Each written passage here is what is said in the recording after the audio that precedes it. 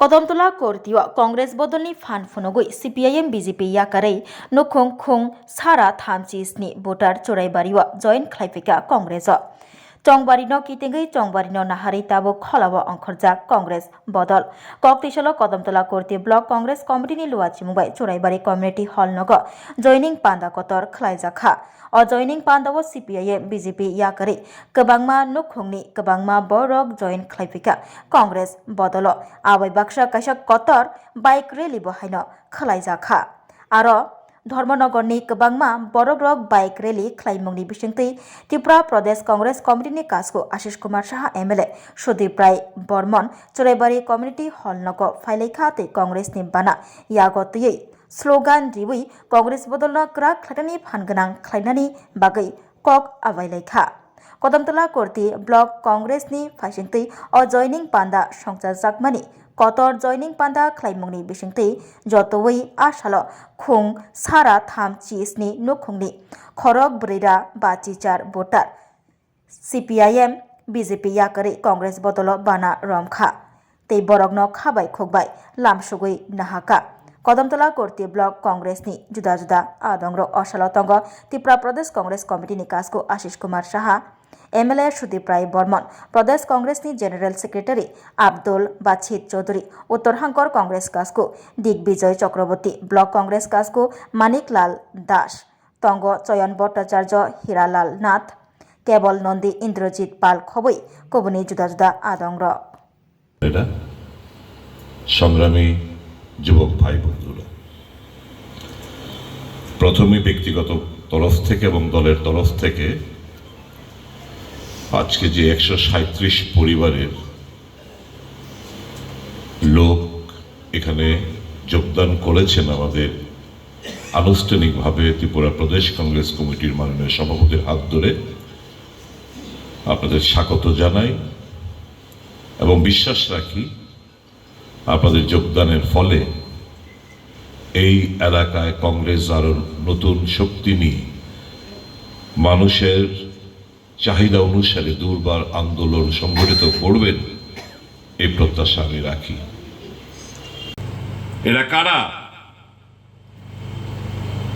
বাম জমানাতেও ছিল এরা বামফ্রন্টের স্নেহধন্য ছিল বামফ্রন্ট জমানায়, এখন বিজেপির স্নেহধন্য হয়ে এই ব্যবসা চালিয়ে যাচ্ছে যুব সমাজ ছাত্র সমাজকে তুলিশা ধ্বংস করে দেওয়ার জন্য। এরা ছিল বাম, এখন হয়ে গেছে রাম।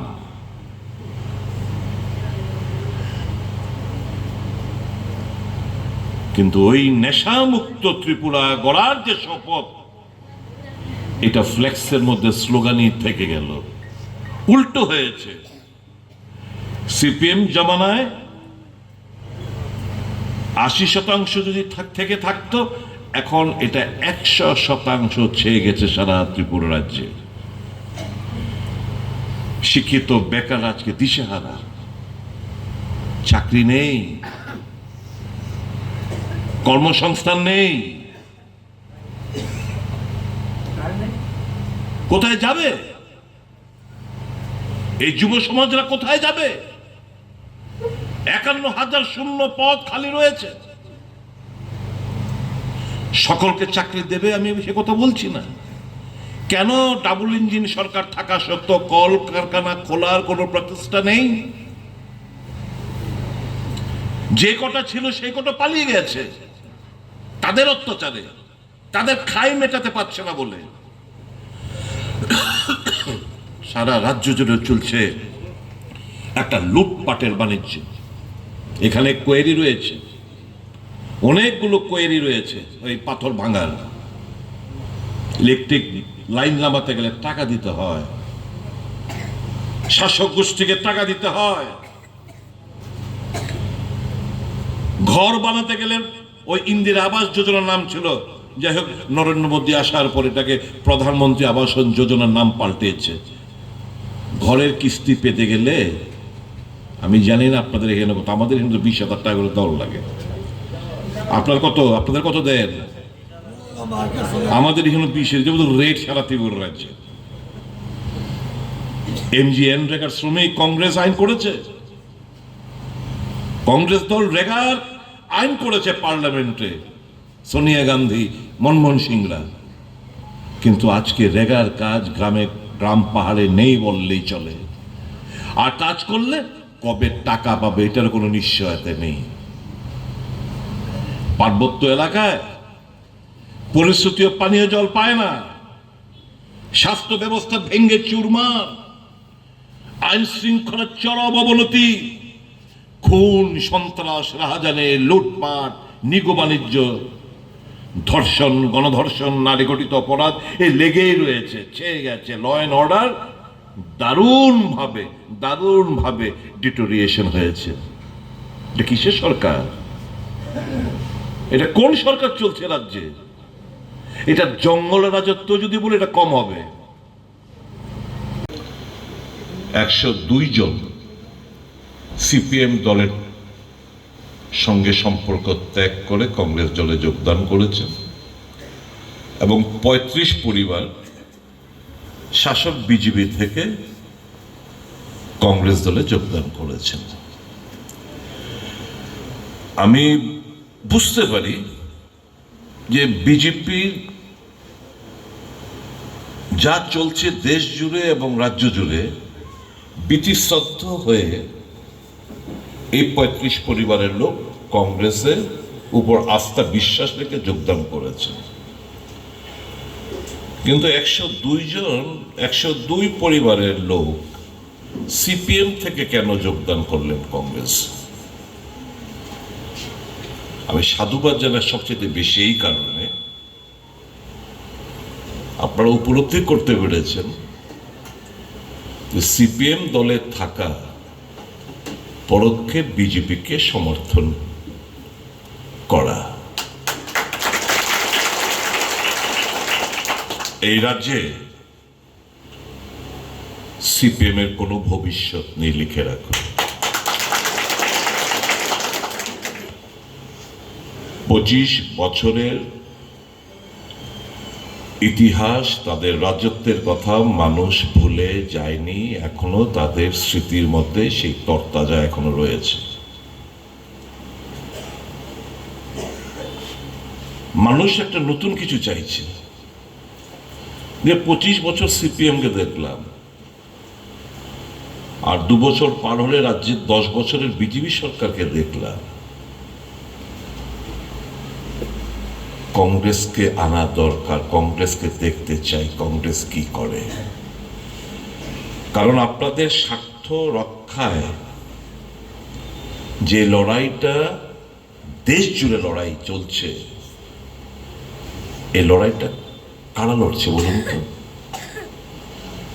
রাহুল গান্ধীর নেতৃত্বে কংগ্রেস লড়াই করছে বুক চিতিয়ে। সবাই এই লড়াইয়ে সাবধানতা অবলম্বন করেন। কি? ইডি, সিবিআই, ইনকাম ট্যাক্স মিথ্যে মামলায় না জড়িয়ে দেয়। ব্যতিক্রম কংগ্রেস দলের নেতা রাহুল গান্ধী আর কংগ্রেস দলের আমাদের মতো সৈন্যরা, যারা ইডি, সিবিআই, ইনকাম ট্যাক্সকে ভয় করে না। তারা মানুষের স্বার্থে, আপনার অধিকার রক্ষার্থে, সংখ্যালঘুরা যাতে মাথা উঁচু করে বাঁচতে পারে, সেই সাংবিধানিক যে অধিকার, সেই অধিকারকে রক্ষার লক্ষ্যে কংগ্রেস আন্দোলন চালিয়ে যাচ্ছে দেশ জুড়ে। স্যালুট আপনারা যারা আজকে 102 পরিবার যারা আজকে কংগ্রেসে যোগদান করেছেন। আগামী নির্বাচনে এই বিধানসভা কেন্দ্রে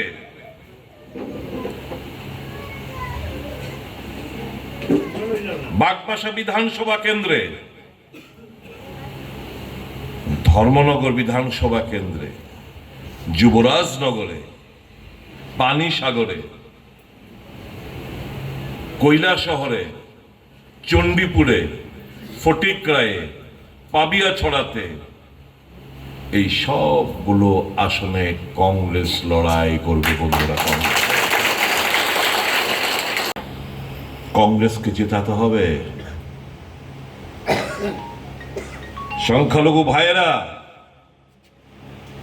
অনেকে আয়া কইব আপনাদেরকে, আরে কই যান, যায়েন না, আতাত তো হইব নির্বাচনে। আমরা বলে যাচ্ছি কোনো আতাত ফাতাত হবে না, কংগ্রেস আলাদাভাবে লড়াই করবে। এটাই মানুষের চাহিদা, এটাই মানুষ চায়। কংগ্রেসকে দেখতে চায়, সুদীপ রায় বর্মন আশিস সাথে দেখতে চায়, তাদের হাতে সরকার পরিচালনা দিতে চায় মানুষ, রাজ্যের মানুষ।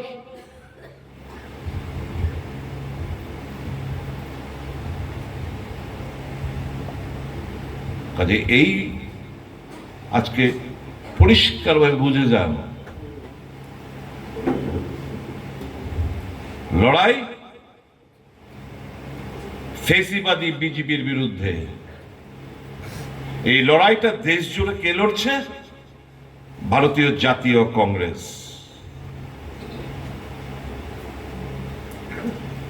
সারা ভারতবর্ষে এখন বিজেপি রমরমা।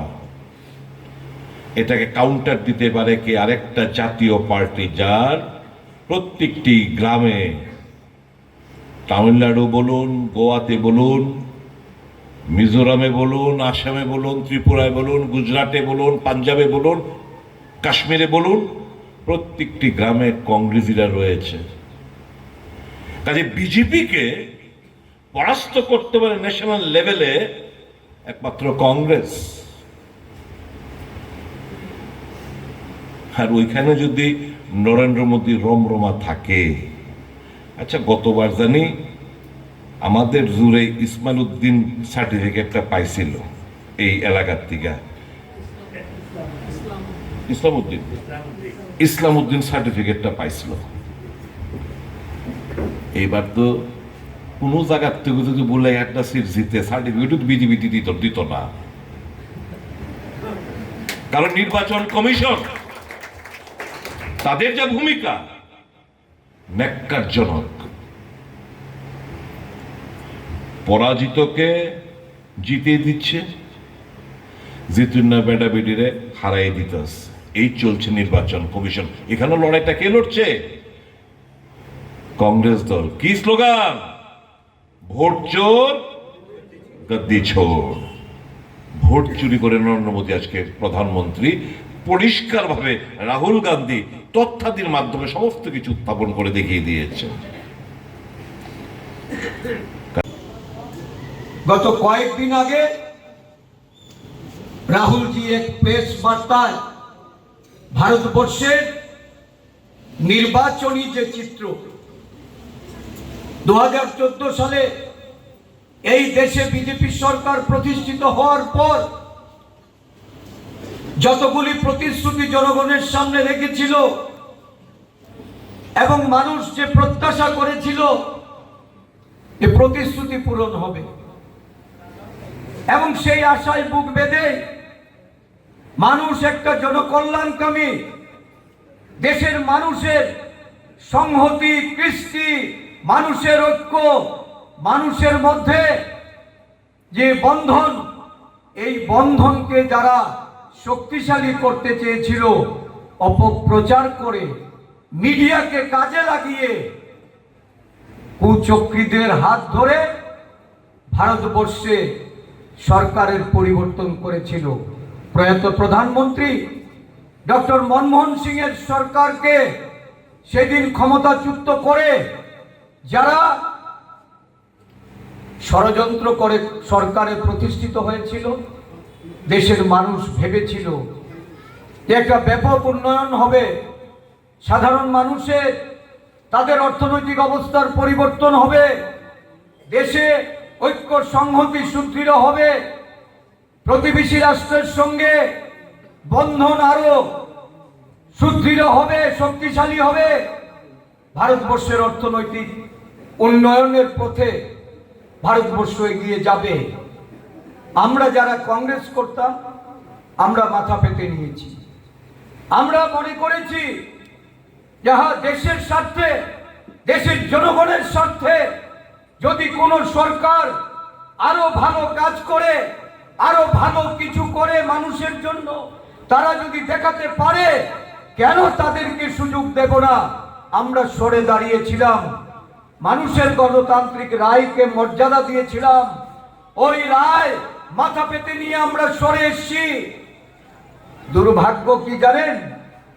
14 সালে যারা যে প্রতিশ্রুতিগুলি রেখেছিলেন, আজকে 11 বছর পর যদি আমরা তার মূল্যায়ন করি, যদি তার আমরা পর্যালোচনা করি, একটি প্রতিশ্রুতিকেও তারা যথাযথভাবে বাস্তবায়ন করেনি।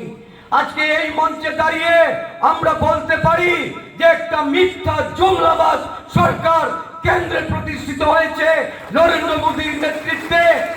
এটা আজকে আমি আপনি শুধু নয়, এটা বিজেপির যারা সেই দিনকার কর্মী সমর্থক, যারা বিজেপি দলকে ক্ষমতাসীন করার জন্য প্রাণপণ লড়াই করেছিলেন, তাদের অধিকাংশ মানুষ আজকে বুঝতে পেরেছেন। ময়দান যতদিন পরিচয় হচ্ছে, দিন দিন যত আমাদের কংগ্রেস দল এই রাজ্যে সাধারণ মানুষের আস্থা অর্জন করছে, তত ভীত সন্ত্রস্ত হয়ে পড়ছে শাসক দল বিজেপি।